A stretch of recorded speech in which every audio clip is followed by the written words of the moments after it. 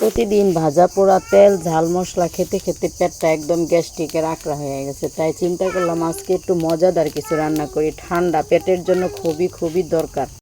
লাউয়ের ঘন্ট রান্না করব। এই তরকারিটা খেলে খুবই খুবই মজা লাগবে, পেটটা ঠান্ডা হবে, খুব শান্তি পাওয়া যাবে। সারাদিন রোজা রেখে পেট ভরে ভাত খাওয়ার মতন একটা রান্না। রুটিটা খেতেও খুবই ভালো লাগে, খুবই স্বাস্থ্যকর একটা তরকারি। সাথেই থাকেন, পাশেই থাকেন, দেখতে থাকেন। আসসালামু আলাইকুম, কোহিনুর মিনি কিচেন অ্যান্ড ব্লগে সবারই স্বাগতম। সবাই কেমন আছেন? অবশ্যই আল্লাহর রহমতে ভালো আছেন, আমিও ভালো আছি। চলে আসলাম চুলার পরে। আমি একটু ডাল সিদ্ধ দিয়েছি, ওই ভিডিওটা দেখাইতে পারিনি। ডালটা সিদ্ধ হলে 2 ফালি কাঁচামরিচ দিয়ে দিলাম, 2টা কাঁচামরিচ 4 ফালি করে। কিছু পেঁয়াজ কুচি দিয়ে দিয়েছি, টমেটো কুচি, লাউ, লবণ স্বাদ মতো, একটু হলুদের গুঁড়া, আর জাস্ট কোনো মশলা দিব না, দিয়ে একটু সিদ্ধ করে নেব। ডালটা সিদ্ধ হয়ে গেছে, এখন লাউটা সিদ্ধ হওয়ার পালা।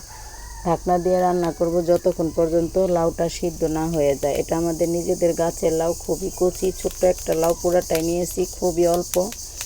এটা সত্যি সারাদিন পরে আমি খেয়েছি, সেহরিতে আমি ভাত খেয়েছি, ইফতারেতেও আমি ভাত খাই, শুধু এই লাউটা দিয়েই খেয়েছি। সাথে আরেকটা ভাজি করেছিলাম, আলু ভাজি।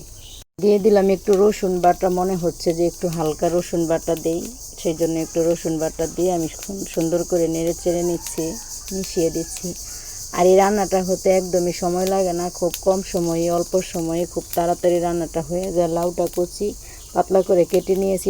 টমেটোটাও আমাদের গাছের, একদম ফ্রেশ, তাড়াতাড়ি সিদ্ধ হয়ে গেছে। আমার মনে হয় এই রান্নাটা আমি 20 মিনিটে 15 মিনিটেই করে ফেলছি। ঢাকনা দিয়ে আমি আবারও নেড়ে চেড়ে একটু রান্না হতে দিয়েছি। এখন রান্নাটা হয়ে গেছে, পর্যাপ্ত পরিমাণ ঝোল কমে আসছে, আমার যতটুকু প্রয়োজন। আমি এখন উঠিয়ে তেলে দিয়ে দিব।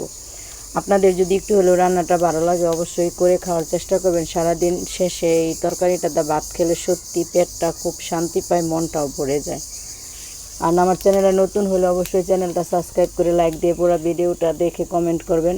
অবশ্যই যদি আপনারা ইউটিউবার হন, আমি কমেন্টে রিপ্লাই দিব। অবশ্যই সাবস্ক্রাইব করে পাশে থাকবো, কথা দিলাম।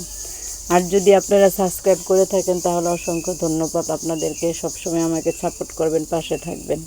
আমি গরিব মানুষ, ছোটোখাটো সিম্পল রান্না, নিরামিষ সবজি টবজি করি, যা করি তাই দেই। প্লিজ আমার রান্নাটা দেখার জন্য চ্যানেলটা অল নোটিফিকেশনে ক্লিক করে সাবস্ক্রাইব করে একটু রেখে দিবেন, যেন আমার ছোটোখাটো রান্না আপনাদের কাছে পৌঁছে যায়। ভালো লাগলে লাইক কমেন্ট করে ভালো মন্দ জানাবেন, পাশেই থাকবেন। পেঁয়াজ রসুন আর হালকা জিরা দিয়ে আমি তেলের মধ্যে একটু ভেজে নিয়েছি। এটা প্রায় লাল লাল হয়ে গেছে। লাউটা দিয়ে এখন আমি ঢাকনা দিয়ে 2 মিনিট রান্না করে নিব। ধনেপাতাটা দিলাম না, ধনেপাতা আজকে আমার নাই, খেতে যেতে পারি নাই উঠাতে। আর খেতের ধনেপাতাগুলো জানি কেমন হয়ে গেছে, ইচ্ছা করেও যায়নি খেতে, আমার ভালো লাগে না, স্বাদটা চলে গেছে, বাতি হয়ে গেছে, সেই জন্য আমি আর ধনেপাতা আনলাম না। আর পাতাগুলো কেমন একটু কালচে কালচে, শুকনা শুকনো টাইপ হয়ে গেছে। ধনেপাতা ছাড়া রসুন পেঁয়াজ জিরার ঘ্রাণে এই তরকারিটা কিন্তু অনেক সুস্বাদু হয়। আমি মাঝে মাঝে রুটি খাওয়ার জন্য আমি নর্মালি করে থাকি, মনে হয় রোজার মধ্যে আজকে এইভাবে একটু করি, খেতে খুব ভালো লাগবে। প্রতিদিন কিন্তু সারাদিন রোজা রেখে এরকম নর্মাল সিম্পল তরকারি দা ভাত খেতে আমার খুব ভালো লাগে। হয়তো অনেকেরই ভালো লাগে, আবার কেউ পছন্দ করেন না।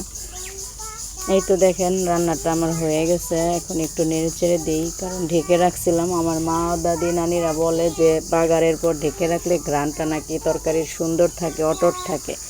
সেই জন্য আমিও একটু ঢেকে রাখার চেষ্টা করি। আর 1-2 মিনিট জ্বালাইয়া নেব, ঝোলটা আর একটু কমে যাবে, আমার মনে হয় বেশি হয়ে গেছে। সেই জন্য কথা বলতে বলতে রান্নার শেষ পর্যায়ে হয়ে গেছে। সবাই ভালো থাকবেন, সুস্থ থাকবেন। অবশ্যই সবার জন্য শুভকামনা রইল। আমার পাশে থাকবেন, সাপোর্ট করবেন। দেখা হচ্ছে পরের ভিডিওতে। আসসালামু আলাইকুম।